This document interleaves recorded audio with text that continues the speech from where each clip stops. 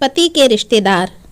शादी के 7 साल बीत जाने के बाद भी पति पत्नी में काफ़ी झगड़े होते रहते थे। झगड़ों की वजह तो अलग अलग होती थी, लेकिन उनमें सबसे मुख्य वजह यह थी कि पति और पत्नी के विचार कभी आपस में नहीं मिलते थे। जहाँ पति स्वभाव से नेक, सेवाभावी और सबके प्रति समभाव रखने वाला था, वहीं पत्नी का स्वभाव स्वार्थी और भेदभाव करने वाला था। पति पत्नी के स्वभाव और उसके व्यवहार से तंग आ गया था। वह हमेशा कोशिश करता रहता कि पत्नी का आचरण और स्वभाव में किसी तरह बदलाव आए। पत्नी अपने ससुराल साइड के रिश्तेदारों के साथ कभी सीधे मुंह बात न करती। कई लोग उसके खराब व्यवहार के कारण नाराज हो जाते, लेकिन पत्नी उसकी भी परवाह नहीं करती। पति को इस बात से काफ़ी दुख होता कि उसकी पत्नी उससे इतनी विपरीत क्यों है। परेशान हो चुके पति ने अब खुद ही परिस्थिति को सुधारने का मन बनाया और एक प्लान बनाया। अगले दिन पति ने पत्नी से कहा, सुनो कम्मो, मैं सोच रहा था कि मम्मी पापा, बहन भाई और उनके बच्चों को घर पर इनवाइट कर लेता हूँ। काफ़ी समय हो गया है उनसे मिले हुए, इसी बहाने उनसे मिल भी लेंगे और उनके साथ थोड़ा समय बिताने के लिए भी मिल जाएगा। तुम क्या कहती हो? पत्नी के चेहरे से साफ दिख रहा था कि इसे ये आइडिया पसंद नहीं आया, लेकिन उसने पति का मन रखने के लिए बेमन से हाँ कह दिया। पति खुश हो गया और पत्नी को अगले दिन अच्छा खाना बनाने के लिए बोलकर सभी को फ़ोन करके बड़े प्यार से अपने घर आने के लिए न्योता देने लगा। जब पति फ़ोन पर बिज़ी था तो पत्नी सोच रही थी, ये आदमी भी ना अपने फालतू के कामों से बाज नहीं आएगा। क्या ज़रूरत है सबको घर पर बुलाने की? सब मेरे घर आएंगे और राजाओं की तरह ऑर्डर करेंगे और मैं दासी की तरह उनकी सेवा करूंगी। नहीं नहीं, मैं ऐसा नहीं होने दूंगी। अच्छा खाना तो क्या, मैं इन्हें सादा खाना भी नसीब नहीं होने दूंगी। देखती हूँ कितनी देर टिकते हैं ये लोग मेरे घर। अगले दिन सुबह पति काफ़ी खुश था। जब सिर्फ 2 ही घंटे बचे थे सभी मेहमानों के आने के लिए, पति ने अपनी पत्नी से पूछा, अच्छा बताओ तो सही, आज सबको खाने में क्या स्पेशल खिलाने वाली हो? पत्नी मुंह बनाते हुए बोली, स्पेशल खाना क्यों? तुम्हारे माँ बाप, भाई बहन कोई मेहमान थोड़े ही हैं। उनके लिए कोई स्पेशल खाना नहीं बनाया है मैंने। वह भी वही खाएंगे जो हम खाते हैं।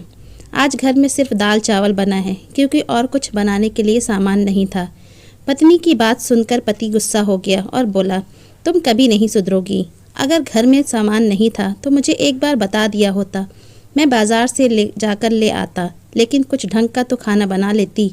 अब सिर्फ 1 घंटा बचा है और सभी आने वाले हैं। मैं क्या मुंह दिखाऊंगा उनको? तुम ही रहो यहाँ, मैं तो जा रहा हूँ। उनके जाने के बाद ही वापस आऊँगा, कहकर पति घर से बाहर चला गया। पत्नी को तब तक पति की बातों का कुछ फर्क नहीं पड़ा था, जब तक मेहमान घर पर नहीं आ गए। और जैसे ही सब मेहमान घर पर आए तो पत्नी के होश उड़ गए, क्योंकि भाई बहन, माँ बाप और बच्चे वह उसके पति के घर वाले नहीं बल्कि खुद उसी के थे। यानी कि पति ने अपने माँ बाप को नहीं, अपने ससुराल वालों को खाने पर इनवाइट किया था।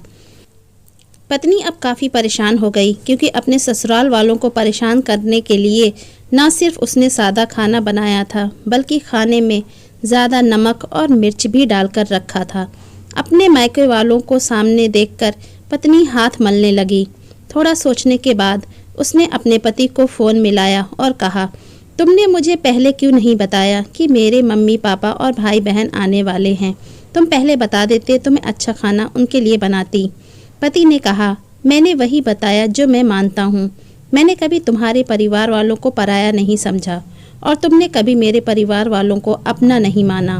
और मैं जानता हूँ कि तुमने यह सोचकर कि मेरे मम्मी पापा और भाई बहन आने वाले हैं, जानबूझकर घटिया खाना बनाया। अब तुमने जो किया है उसे तुम खुद ही भुगतो।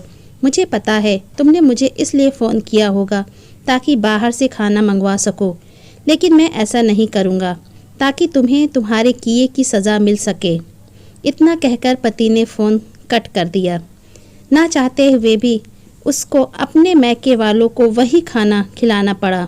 उसके रिश्तेदार ज़्यादा मिर्च और नमक वाला खाना भी ऐसा सोचकर खा गए कि बेटी से गलती हो गई होगी, लेकिन बाद में जब दामाद ने सारी बात उन्हें बताई तब उन्हें बहुत शर्मिंदगी हुई और सभी उसके बुरा बर्ताव के लिए उसे डांटकर उससे नाराज़ होकर चले गए। दोस्तों, अच्छे रिश्ते बनाए जाते हैं प्यार और अच्छे व्यवहार से। सिर्फ खून के रिश्ते ही अच्छे नहीं होते। कहानी आपको कैसी लगी प्लीज़ हमें कमेंट करके ज़रूर बताइए और मेरे चैनल को लाइक और सब्सक्राइब करना मत भूलिए। धन्यवाद।